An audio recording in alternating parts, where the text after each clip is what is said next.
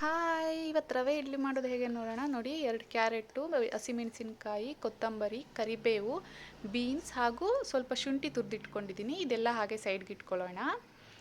ಈಗ ನೆಕ್ಸ್ಟ್ ಏನು ಮಾಡೋಣ ಅಂತಂದರೆ, ನಾವು ಬಾಣಲಿ ತೊಗೊಂಡು ಇದಕ್ಕೆ ನೀವು ಒಂದು ಬಾಣಲಿ ಕಾದ ನಂತರ ಒಂದು 2ರಿಂದ 3 ಸ್ಪೂನಷ್ಟು ಆಯಿಲ್ ಹಾಕ್ಕೊಳ್ಳಿ.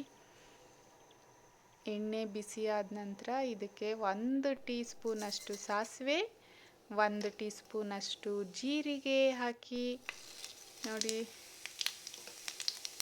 ಆಮೇಲೆ ಇದಕ್ಕೆ 1 ಟೀ ಸ್ಪೂನ್ ಕಡಲೆಬೇಳೆ ಹಾಗೂ 1 ಸ್ಪೂನ್ ಉದ್ದಿನಬೇಳೆ ಹಾಕಿ ಇದನ್ನು ಸ್ವಲ್ಪ ಚೆನ್ನಾಗಿ ಫ್ರೈ ಮಾಡಿ.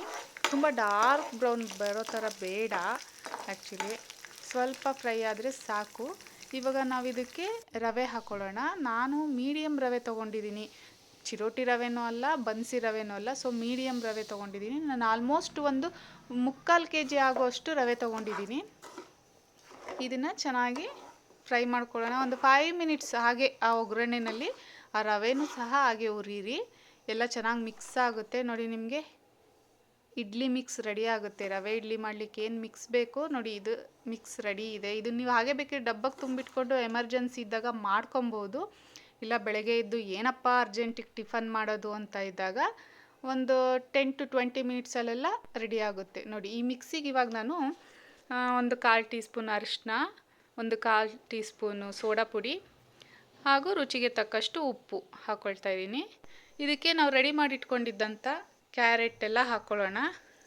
ಇದು 2 ಕ್ಯಾರೆಟ್ ತುರಿದಿಟ್ಕೊಂಡಿರೋಂಥದ್ದು, ಕ್ಯಾರೆಟ್ ತುರಿ. ಒಂದು 10 ಬೀನ್ಸ್ ಹೆಚ್ಚಿಟ್ಟಿದ್ದಂಥ ಬೀನ್ಸು, ಕರಿಬೇವು, ಜಜ್ಜಿಟ್ಕೊಂಡಿದ್ದಂಥ ತುರಿದಿಟ್ಕೊಂಡಿದ್ದಂಥ ಶುಂಠಿ, ಸ್ವಲ್ಪ ಕೊತ್ತಂಬರಿ ಸೊಪ್ಪು ಹಾಗೂ ಹಸಿಮೆಣಸಿನಕಾಯಿ. ಇದನ್ನೆಲ್ಲ ಚೆನ್ನಾಗಿ ಮಿಕ್ಸ್ ಮಾಡ್ಕೊಳ್ಳೋಣ. ನೋಡಿ, ಮಿಕ್ಸ್ ಆಗ್ತಾ ಇದೆ. ನೋಡಿ, ಮಿಕ್ಸ್ ಆಗಿದೆ. ನಾನಿವಾಗ ಇದಕ್ಕೆ ಮೊಸರು ಆ್ಯಡ್ ಮಾಡ್ಕೊತಾ ಇದ್ದೀನಿ. ನಾನೊಂದು 1/2 ಲೀಟರಷ್ಟು ಮೊಸರು ತೊಗೊಂಡಿದ್ದೀನಿ. ನೀವು ನಿಮ್ಮದು ರವಾ ಮಿಕ್ಸ್ ಎಷ್ಟಿರುತ್ತೆ ನೋಡಿಕೊಂಡು ಮೊಸರು ಹಾಕ್ಕೊಳ್ಳಿ. ಮೊಸರು ಹಾಕಿದಷ್ಟು ಚೆನ್ನಾಗಿರುತ್ತೆ. ಸೊ ಮೊಸರು ಹಾಕ್ಬಿಟ್ಟು ಒಂದು ಗಟ್ಟಿ ಕನ್ಸಿಸ್ಟೆನ್ಸಿಗೆ ಬರೋ ಥರ ಮಿಕ್ಸ್ ಮಾಡ್ಕೊಳ್ಳಿ. ನೋಡಿ, ಇಡ್ಲಿ ಮಾಡೋದಕ್ಕೆ ಹೇಗಿರಬೇಕು ಹಿಟ್ಟು ಆ ಥರ ರೆಡಿ ಮಾಡಿ ಇಟ್ಕೊಳ್ಳಿ. ಸ್ವಲ್ಪ ನೀರು ಬೇಕಿದ್ರೂ ಸಹ ಆ್ಯಡ್ ಮಾಡ್ಕೊಬೋದು. ಒಂದು 20 ಮಿನಿಟ್ಸು ಇದನ್ನ ಏನು ಮಾಡಬೇಕು ಅಂತ ಅಂದರೆ ಹಾಗೆ ಕ್ಲೋಸ್ ಮಾಡಿ ಇಡಬೇಕು. 20 ಮಿನಿಟ್ಸ್ ತನಕ ತಕ್ಷಣ ಮಾಡೋದಕ್ಕೆ ಹೋಗ್ಬಿಡಿ. ಒಂದು 20 ಮಿನಿಟ್ಸ್ ಹಾಗೆ ಕ್ಲೋಸ್ ಮಾಡಿ ಇಡಿ. ನೆಕ್ಸ್ಟು ನಾವು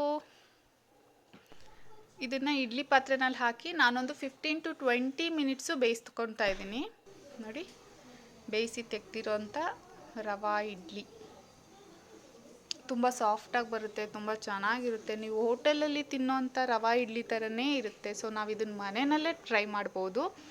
ನಾನು ಇದಕ್ಕೆ ಕಾಯಿ ಚಟ್ನಿ ಮಾಡಿದ್ದೀನಿ. ಸೊ ನಿಮಗೆ ಬೇಕಂದರೆ ನೀವು ಸಾಗು ಸಹ ಮಾಡ್ಕೊಬೋದು. ಸಾಗುದ ಜೊತೆನೂ ತುಂಬ ಚೆನ್ನಾಗಿರುತ್ತೆ. ಸೊ ರವಾ ಇಡ್ಲಿ ವಿತ್ ಕಾಯಿ ಚಟ್ನಿ